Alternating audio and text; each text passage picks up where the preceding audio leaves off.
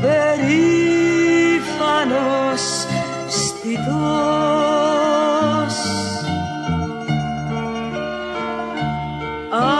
Ακούν απ' τη φωνή του τα ρουμάνια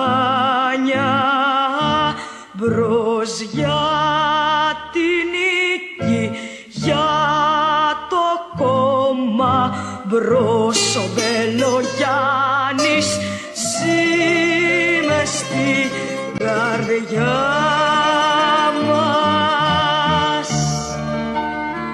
Ο Μπελογιάννης ζει πας στις κορφές.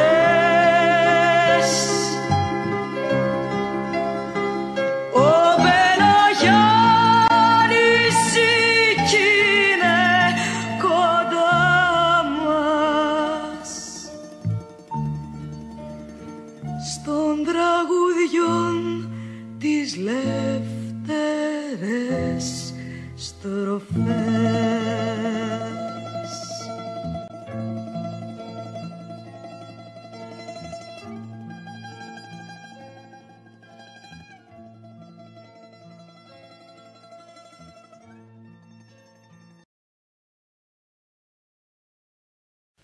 Όταν πάτησαν τα χώματά μας οι Γερμανοί, ή αυτού μεγαλειώτης ο βασιλεύς με την κυβέρνησή του, εγκατέλειψαν τη χώρα και το λαό στην τύχη τους.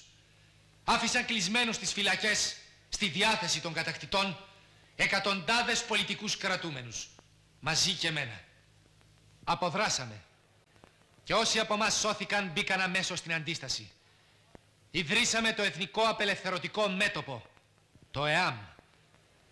Στην αρχή της γερμανικής κατοχής, το 1/7 του πληθυσμού πέθανε από την πείνα. Το ξέρετε, ήταν μια αληθινή γενοκτονία.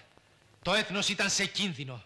Σε τούτη την κρίσιμη στιγμή ήρθε το ΕΑΜ να σηκώσει τον ετοιμοθάνατο λαό μας, να τον ψυχώσει, να του θυμίσει πώς κερδίζεται η ζωή και η ελευθεριά. Και οι κομμουνιστές ήταν η καρδιά, ήταν η ψυχή του ΕΑΜ.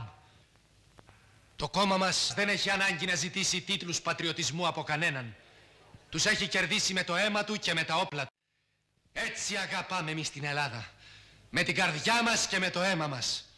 Ποιος πράκτορας των ξένων θα δίνει τη ζωή του τόσο ανυστερόβουλα όπως τη δίνουν χιλιάδες κομμουνιστές.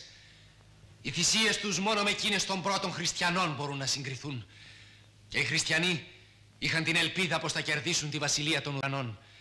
Ενώ οι κομμουνιστές θυσιάζονται για ένα καλύτερο αύριο που δεν θα χαρούν οι ίδιοι. Ποιος πράκτορας των ξένων θα δίνει τη ζωή του για μια τόσο μεγάλη υπόθεση? Επαναλαμβάνεται μονότονα ότι είμαστε κατάσκοποι και προδότες. Όχι, κύριοι.